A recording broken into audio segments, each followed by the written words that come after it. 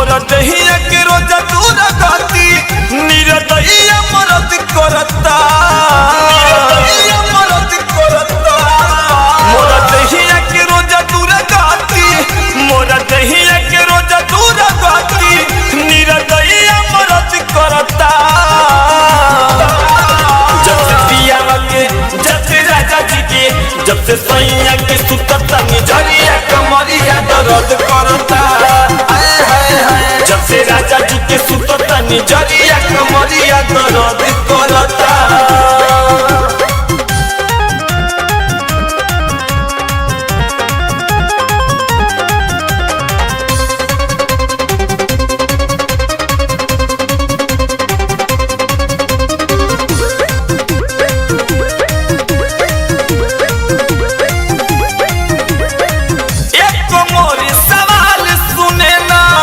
तनु दीही नसीहत हो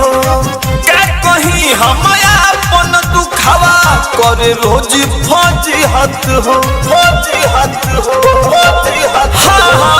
एक मोर सवाल सुने ना कि तनु दीही नसीहत हो क्या कहीं हम अपन दुखवा कर रोज फजीहत हो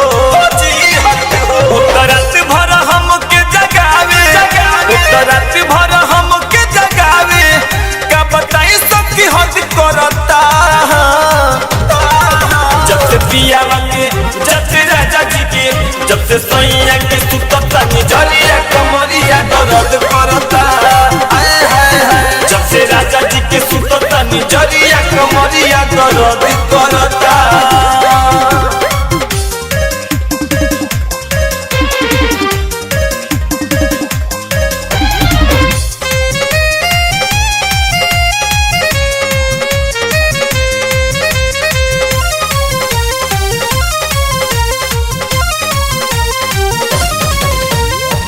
लागे प्यारी से पेट न भरे रहेला खखुआइल हो सोचना मिथिलेश में कितना बाटे जोशी समाइल हो लागे प्यारी से पेट न भरे रहेला खखुआइल हो सोचना मिथिलेश में कितना बाटे जोशी समाइल हो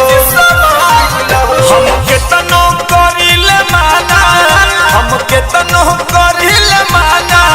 आसु पार सरहद करता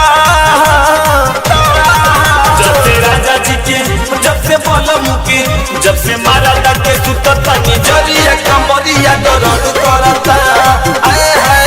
जब से मारा के सुतता निजरिया कमरिया दर्द करता